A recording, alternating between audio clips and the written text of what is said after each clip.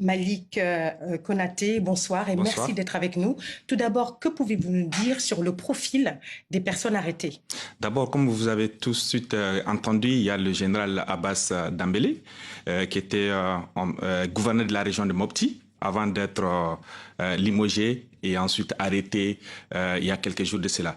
Mais bien avant, il a été quand même le premier commandant des forces spéciales du Mali. Il était avec ses hommes à Konna. Si aujourd'hui nous parlons du Mali, de l'existence du Mali, nous parlons aujourd'hui que le djihadisme a été combattu, aujourd'hui ils ne sont plus dans les grandes villes de Tombouctou, de Gao, depuis 2012. C'est grâce à cet homme-là. Parce que lui, avec ses hommes, ils ont quand même combattu à Konna. Parce que les djihadistes, ils ont pris d'assaut. Ils voulaient descendre sur Bamako. Mais à l'arrivée à Konna, ils ont trouvé quand même les hommes d'Abbas Dambélé. Et aussi, avec ces hommes, ils ont combattu avec d'autres hommes. Et après, vous avez vu encore Néma Sangara. Néma Sangara, c'est quand même on peut même dire comme ça, la plus haut gradée de femmes de militaires maliens. Elle a été aussi à l'avant-garde de la lutte contre le terrorisme à l'époque. Quand Tombouctou, Gao et Kidal étaient occupés, elle a été jusqu'au front avec Abbas Dambélé, avec Djedako, jusqu'à Gao. On a vu des images. Et ensuite aussi, vous avez le lieutenant-colonel Baba Dambélé. Baba Dambélé, c'est un commando parachutiste de Béret Rouge. Il a été aussi à Tessit, jusqu'à Anéfis.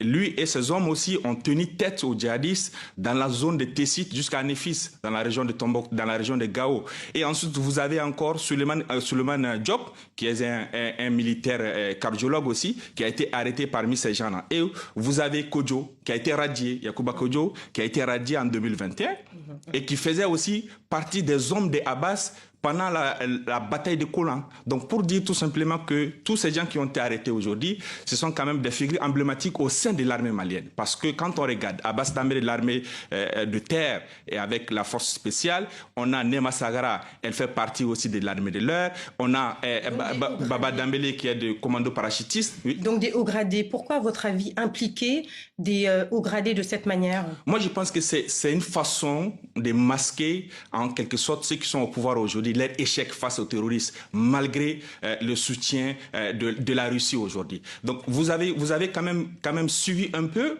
l'historique de tout ce qui a été passé au Mali de 2020 jusqu'à maintenant, jusqu'à deuxième coup d'État. Ils ont quand même commencé d'abord à combattre la communauté internationale, ensuite la CEDEAO, ensuite les pays voisins, et ensuite aujourd'hui ils ont combattu encore le peuple malien, si je dis le peuple malien, les associations, les partis politiques, les syndicats, et aujourd'hui le tour est arrivé, c'est au sommet de l'armée. Ça montre tout simplement qu'aujourd'hui, nous pouvons dire aujourd'hui avec plus grande fermeté qu'au sein de l'armée malienne, il y a quand même un malaise, il y a quand même une division aujourd'hui. Parce que ça révèle justement sur la situation à la fois politique, mais aussi sécuritaire de votre pays. Bon, aujourd'hui, on peut dire aujourd'hui au sein de l'armée, il y a un malaise, il y a une fissure, il y a une fracture au sein de l'armée. Et aujourd'hui, l'ennemi commun, c'est le terrorisme, c'est de combattre les djihadistes. Mais ce n'est pas entre eux-mêmes. Parce que, comme vous le savez, ces gens-là, il faut le dire, qu'est-ce qui a provoqué ces arrestations-là? Parce qu'il y a une réunion, il y a une rencontre entre les commandements militaires et aussi les officiers. Quand est-ce que c'était cette réunion? Ça a été tenu au mois de juillet, bien avant les arrestations, comme ils ont dit, le 1er août. Lors de cette rencontre-là, ces militaires qui ont été arrêtés, et ils ont clairement dit qu'ils ne sont pas du tout d'accord avec la situation dont les militaires qui sont au pouvoir aujourd'hui gèrent la situation, surtout les attaques. Les familles ne sont pas informées par rapport à leurs enfants sur le front. Et les militaires qui sont tombés sur le champ de bataille, il n'y a pas de données qui sont faits pour eux. Et aussi, à l'autre chose aussi, on fait comme si rien n'était. Et on ferme les yeux là-dessus. Donc ces militaires ont dénoncé en disant tout simplement, il faut quand même qu'on aille autre chose, qu'on essaie vraiment de traiter ces situations-là, de rendre hommage à ces militaires qui sont tombés sur le champ de bataille. Est-ce que ça montre un durcissement de ce gouvernement, cette junte de transition? Bien sûr, parce que ces militaires-là, ils font peur, parce qu'ils ont une popularité au sein de l'armée. Tous ces gens qui ont été arrêtés aujourd'hui ont été à l'avant-garde. Ils ont été au front. Tous ces gars ont été arrêtés aujourd'hui, ils ont dirigé une troupe. Quand on regarde Abbas Dambélé, qui était le commandant militaire de la région de Tombouctou, lorsqu'il était là-bas, quand il a formé aussi, même Assimi aujourd'hui, qui est le président de la transition, c'est Abbas qui a formé le bataillon de forces spéciales. C'est Abbas qui a formé ces bataillons. Donc pour dire qu'aujourd'hui, Ces militaires au front, ces militaires qui sont au pouvoir, ils veulent juste masquer leur échec. C'est une façon de faire en sorte que pour dire au peuple, toujours l'ennemi c'est de l'autre côté, mais eux aussi, leur échec, leur incompétence à gérer le pays pour masquer en fait en quelque sorte. Et à votre avis, qu'est-ce que cela envoie comme signal à la population malienne? Pour dire à la population malienne qu'aujourd'hui, lorsqu'on prêchait à disant qu'au sein de l'armée, il y a une unité, il y a quand même une unité entre les forces de défense et de sécurité, aujourd'hui, il n'y a plus. Parce que quand on regarde les hommes qui ont été arrêtés, l'armée des terres, l'armée de l'air, les commandos parachutistes, tous ces corps-là font partie du coup d'État. Parce qu'Assimi même, il a l'habitude de dire, ils sont 5, mais des corps différents. Mais aujourd'hui, ceux qui sont arrêtés aussi, ils sont de corps différents. Donc, pour dire qu'aujourd'hui, c'est un message pour dire que la fissure, la division au sein de la population malienne, ça atteint aussi au niveau aussi des forces armées et de sécurité.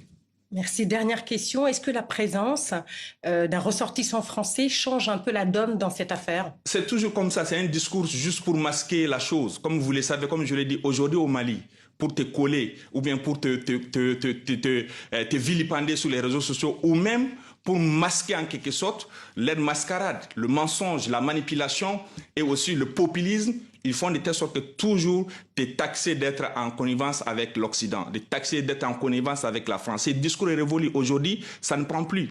Quand on regarde sur les réseaux sociaux, depuis hier, quand ils ont présenté, parce que ces hommes qui ont présenté à la télévision nationale, mais quand même, il y a la présomption d'innocence.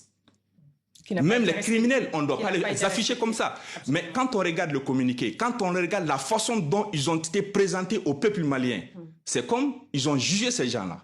C'est comme ils ont condamné ces gens-là et ils les ont enfermés en fait à quelque chose, sans être que la situation soit judiciarisée, parce que normalement c'est le procureur qui doit déterminer la chose.